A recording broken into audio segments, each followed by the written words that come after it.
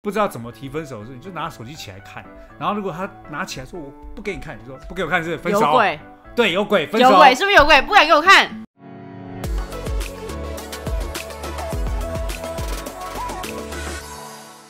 好朋友聊聊天嘛，嗨，我是哥哥刀神，我是妹妹丹。对，好，今天你要跟我聊什么？我今天有一个问题想要发问，好，我到底可不可以看我男朋友的手机？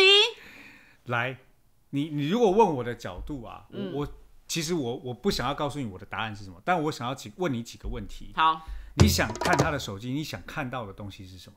我就想要确定他对我是专一的，没有鬼的。如果你想要确定专一没有鬼的，这个关键就会变成是你一定会找到他有鬼的那个东西出来。啊，就是因为我没有安全感，我就觉得很奇怪，所以我想要确认能不能看他，就是我看他手机到底能不能抓到什么嘛。对啊，因为你的目的叫做抓到什么，所以你一定会抓到什么才会放手。那我有可能不会啊，有可能他没有啊。你相信我，你相信我，你说不会，你会放手？不，你一定会想办法，哪怕是一个女生告诉他在吗，或是你起床了吗，你都会跟他讲说这女的是谁。好，其实关于这件事情呢，不是我有一点点小小研究。其实想要看手机这个举动、这个动机呢，有大概几个心理状态。第一个就是对自己的自信心不足，我怀疑我自己比不上他身边周遭的女生异性。第二个就是就像我说的嘛，我觉得他有鬼。好，有鬼，这两个嘛，我先还有一个，好，第三个来自女人的第六感。好，来，第一个没自信这件事情，对，没自信这件事情，你怎么会找对方来给你自信呢？没自信是你自己要充满自信，哦，对吧？你突破盲肠哎，你不能没自信，希望他给你自信啊。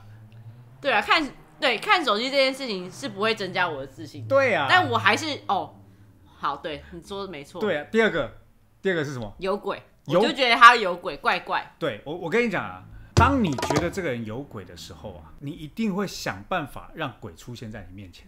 你懂吗？其实它就是一种心理吸引力法则。我跟大家常常在玩这个游戏嘛，就是在你们现在的空间里面，你们看一下哪里有红色。我相信大家讲完以后已经开始在找啊，那边有红色，那边有红色，对不对？可是这些红色本来就在啊。如果我没有暗示你的时候，其实你根本都不记得它的存在。这个事情也是一样。当你预设的一个立场叫做我觉得他手机有鬼，你一定会找到鬼为止。如果你没有找到鬼，你不会放手，你可能就手机靠没找到，他全部删掉。全部删掉以后，你就会问他说：“你是不是都删光了？我觉得你有鬼。”真的，对不对？所以我就跟你讲啊，做这件事情一点意义都没。第三个是什么？第三个就是来自女人第六感啊。这个部分我真的要表扬一下女生的第六感，因为女生第六感真的是非常准，真的。所以如果你的第六感觉得他有鬼，你也不用去找答案，你也不要去找证据了，直接分手。直接分手，因为我觉得女生第六感是最准的。你们不去签乐透，我都觉得可惜了。所以有第六感，觉得老公男朋友怪怪的，直接说老娘要跟你分手。不可能啊，一定可能。OK， 如果你不敢说直接分手，那就不要拿你的第六感来对这件事情。如果你问我啊，怎么面对这件事情？你有被看过吗？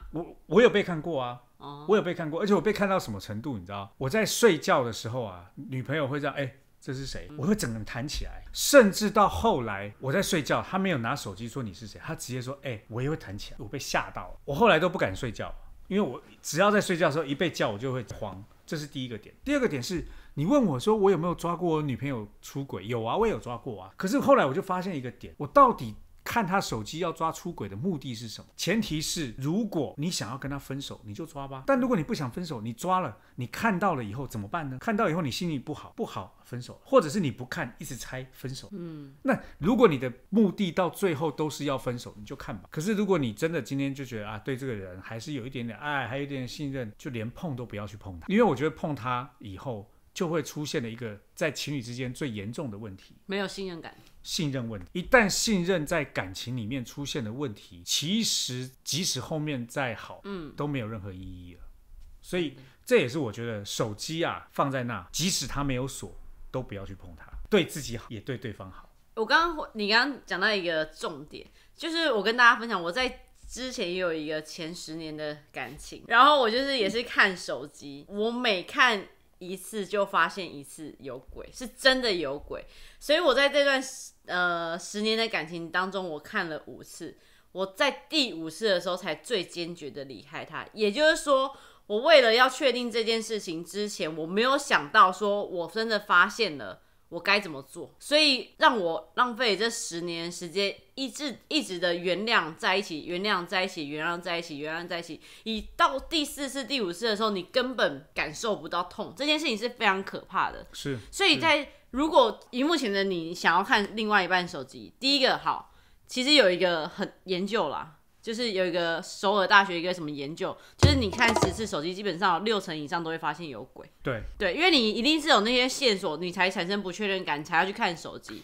但是要先预设，想说你真的看了，真的有什么，你后续是什么？对啊，所以我才会讲嘛。如果你今天的目标就是要分手，拿看手机这件事情是一个最好的分手理由。为什么？因为拿到了手机，你看了，即使有鬼，你都可以拿出来当分手理由。如果没鬼，你都可以跟他讲，你删光了，对不对？我要跟你分手。如果没有鬼，或者是你有鬼，你也觉得抓不到证据，对方可以跳出来说你不尊重我，分手。所以我跟你讲，提分手最好的方式是什么？就是看手机。对啊，看手机之后，不管是你要分还是别人要分，进退两相宜啊，我觉得是不是一个很好的方法？对不对？很多不敢提分手的人，不知道怎么提分手的时候，你就拿手机起来看，然后如果他拿起来说我不给你看，你说不给我看是分手。有鬼。对，有鬼，分手。有鬼，是不是有鬼？不敢给我看。对啊，所以啊，你刚刚的那个故事就给我们一个很重要的启发。如果你在第一次要拿他手机之前，你就想我要拿他手机，我要跟他分手，你就拿吧。拿了以后，其实结果就是分手，你就不会有第2次、第3次、第4次、第5次了。然后你也不会10年，也许1年就结束了。没错，对不对？对。所以啊，在这里面我要给大家一个中肯的建议：不要乱动别人的手机，那是别人的隐私。今天这个内容怎么样？还可以吧？还可以，已经有突破很多盲场。真的哈。对，突破盲场，那你要去看医生了。好，如果你喜欢我们的内容啊，欢迎点赞、留言、订阅加分享，顺便告诉我你有没有看过对方的手机。对，如果你对我们今天聊的内容啊，你持反对意见，麻烦你按倒赞。如果你支持我们，就按这个，或者是你有不同的观点，我也希望你们留言给我们，好不好？好，那今天好朋友聊聊天嘛，我们就这样，下次要聊什么呢？我也还没想好，好不好？拜拜，拜拜。